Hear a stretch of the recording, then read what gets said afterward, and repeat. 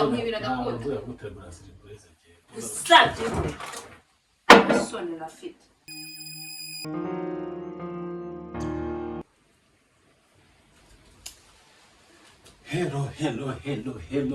hello my people, hello guys, hello bakunzi ba Dudu prank. Uyu munsi rero ngiye kumutegurira prank ya danje, ngiye kubabwira ikintu gitangaje. Ndamushutse mu kanya ndamwe ngo najye kugura amata ku muhanda, ariko ngiye amata nayazanye ari hano kugira ngo agende nyine amakanya kugira ngo nitegurire prank.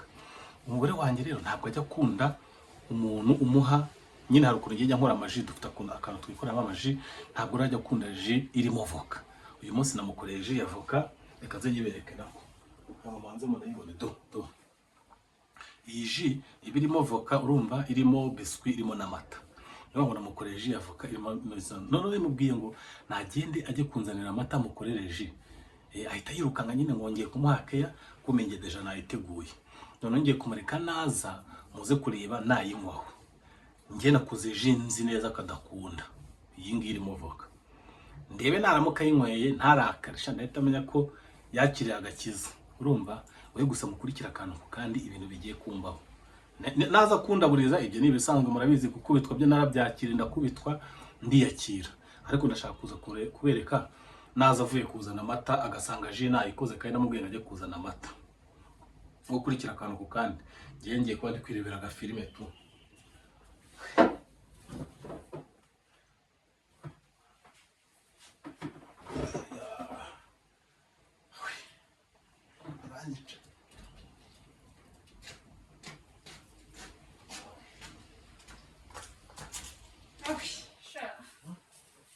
Genda yose sanze ku nyange ntaba hari je ko yahaye tubaye gukora ibi je sisi nayo bamasura kuri kunena nubwo nakujishije nyine kugira ngo mukubite ka keya. Amata nayo nayazanye, naguze amata y'inyange surprise rero. Ugiye gushaka amata urayabuze, none sanze je nayo gukoreye twari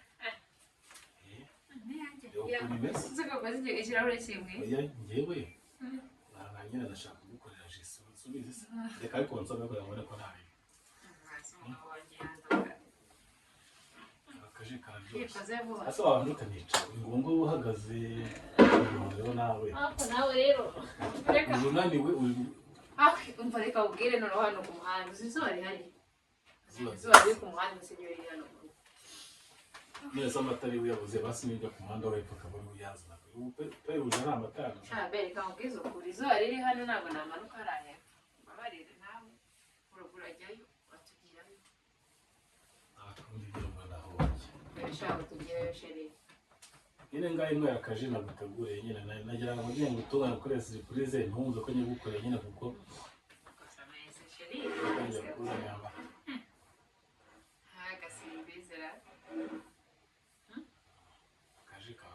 akaje ni intungamubiri, ni akantu umuntu aba bukeneye mu buzima bwa buri munsi.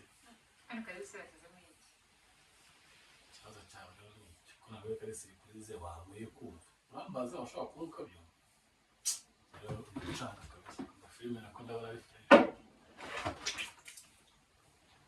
ariko se bifata ugacira ji ku meza gutya kuva kuwa gahunda yinuza y'imavoka. Iyi jisi irimo avoka iyi jisi kuva kuwa gahunda urabizi ndayikwa ko mana nyigase mbega uragira ngo no mu ndarangica mwana yo mwijura kuko nawe wishimira kubona ngo hanyuma se baba utari iyi ji kuva kuwa gahunda ukoze ko iyi ji iyi